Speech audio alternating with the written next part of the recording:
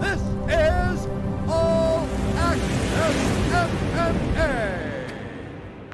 My next guest is the Ultimate Fighter. He got an impressive victory over Gilbert Urbina back at UFC Fight Night on August 28th. That is Bryan Battle joining me here on the program. Bryan, how's it going, man? Dude, it's going very well. Thank you for having me, man. As you can see, it's a beautiful day outside, so I can never complain when the sun's out and it's pretty like this.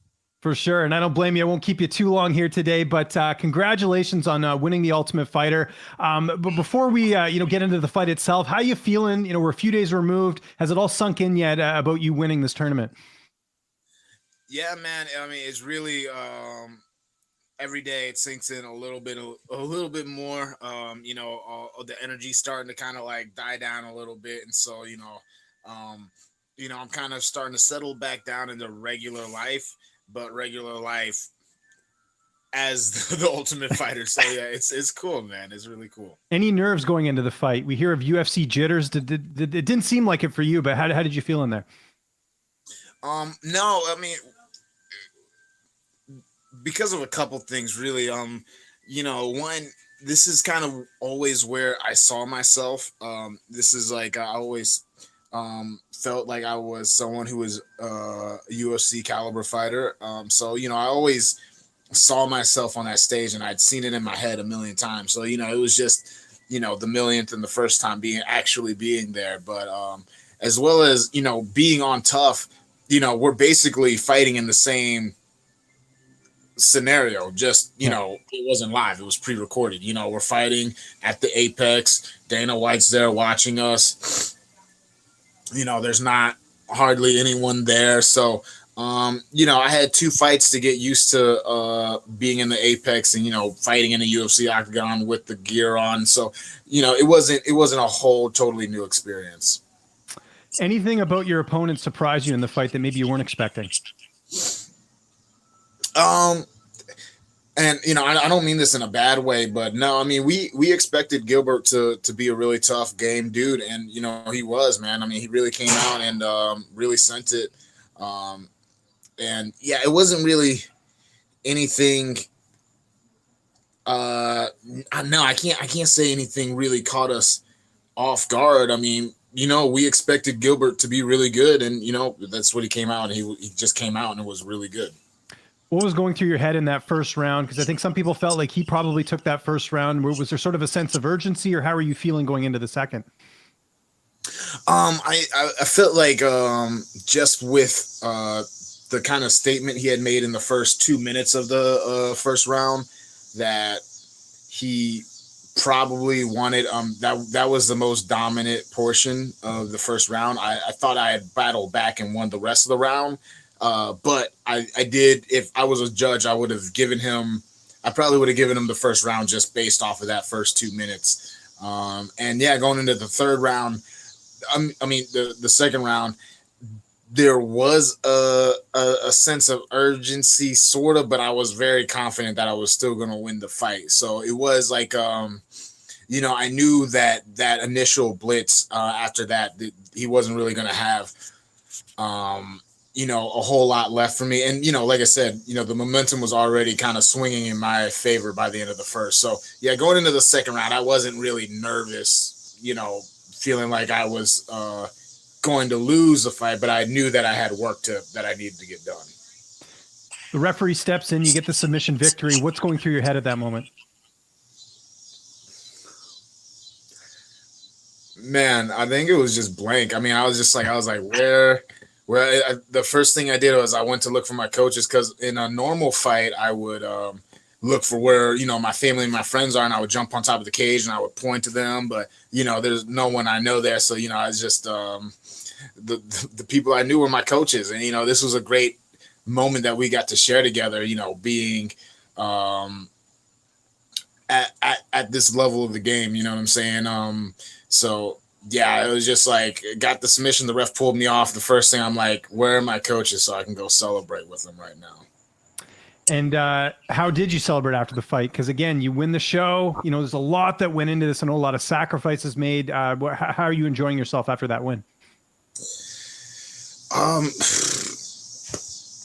Dude, I mean, the thing is, it's like life in general is good. You know what I'm saying? Just being able to just come home and relax and just be able to, just live life without, having to, you know, cut weight or, have to do extra stuff for a fight camp. It's like now I can just go back to the gym. I can train, get better. I can hang out with my family. I can hang out with my friends. That's kind of a reward enough. You know what I mean?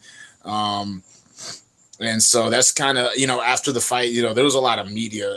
That was kind of that with the bubble. There really wasn't a whole ton of a celebration. I got to go over to my manager, Jason House's house. But, it wasn't anything crazy. I know some people, I'm not going to name any names, who were in my party were on the strip until 7 a.m. But I wasn't with them because my pregnant wife was with me in Vegas. So, I had to be responsible. Yeah, I was going to ask you about that. When's the due date? October 13th. Nice. So you're a month after. I got my second on the way in about 3 weeks, so I can relate. I know it's kind of getting down to crunch time, right? Yeah, man. You got any tips for me? Just the details. Pay attention and just cater to her. That's the big thing. This is our second, so I'm a veteran when it comes to parenthood, but definitely just listen to her needs and just be there all the time. And you're a fighter, you're organized, you're gonna be fine, man. It's just enjoy every moment because it does go by pretty quickly. Heard that. All right, I appreciate it. I'm gonna have to. There you go. Not just doing an interview here, some parenting tips as well. So it's all good. On that note, I mean, fatherhood's incoming. I imagine you want to take a bit of time off and maybe look towards next year to get your next fight, or what's sort of the game plan after this? December. December is when I would like to fight again. Oh, interesting. Okay, cool. That's great. I mean, I feel healthy. And my whole life, I mean, I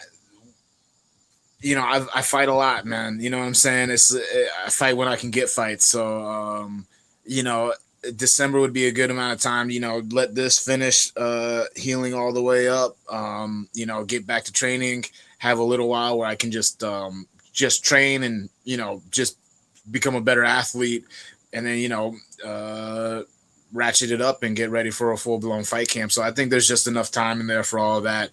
Not to mention it's far enough away from when my baby's born that, I still have enough time post that I can prepare for a fight. So yeah, December. Long answer to a short question. December is when I would. All good by me. Yeah, all good by me. You answered it, which is great. And any opponents in mind, or do you leave that up to your coaches and your management? I've never been a picky person. You know what I'm saying? Like, I don't care what kind of food it is. I don't care, where we're going to hang out. I don't care who I'm fighting, man. I just want to fight. With that being said, yeah, I mean, I'll tell you the person that people want me to fight. The person that people want me to fight is Trayshawn. Yeah. And so if that, I don't think Trayshawn's going to be healed up by December. So unfortunately, I think I'm gonna have to fight someone else. But I mean, I think that'd be a fun fight. I think it'd be fun to go in there and beat up on Trayshawn for a little bit. You know what I mean? Yeah, that's certainly a fight that people want to see. Speaking of TUF, obviously you won the show, so I'm sure the experience was good for you. But anything you would have done differently on the show that, looking back, or are you pretty happy with how everything turned out?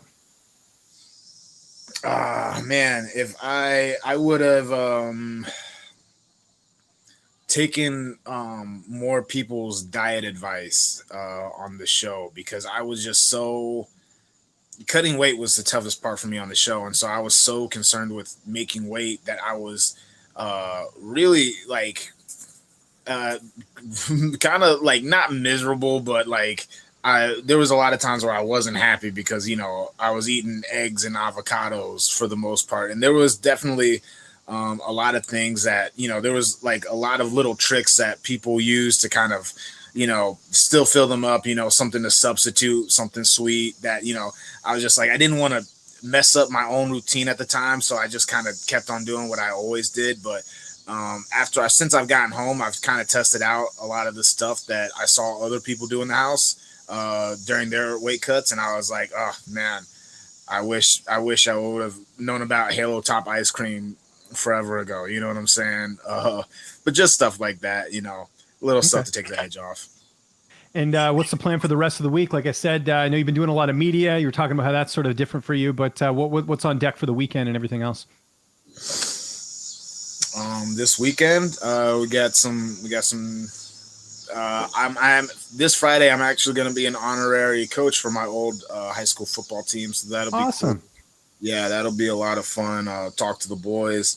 And Saturday we got some training. One of my best buds, his baby's turning 1, so after training, I'm gonna go to the birthday party, and then do whatever. Saturday, Sunday, I'm gonna go do some more training, then go hang out with my family. So nothing crazy, man. Nothing too wild. Just living life and enjoying it, man. You know what I'm saying? Just kind of just riding the wave. And making time for interviews, Bryan. Really appreciate it, man. We're looking forward to what's next. And again, congratulations. Anyone you want to thank, any sponsors, any social media you want to plug, I'll give you the last word. Yeah. I'm just gonna run down my my list real quick. Instagram, I am Pooh Bear Battle 68. Twitter, I am Bryan Battle 10. Please follow me on there. It's been a lot of fun starting to interact with the fans. On top of that, check out Cancel Couture clothes. You'll see some really cool designs. I got a shirt coming from them soon.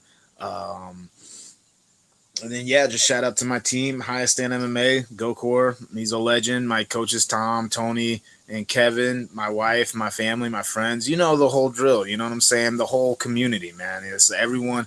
There's so many people that helped me get here. It's so hard to think of all of them off the top of my head. But everyone, you know who you are. You know what I'm saying?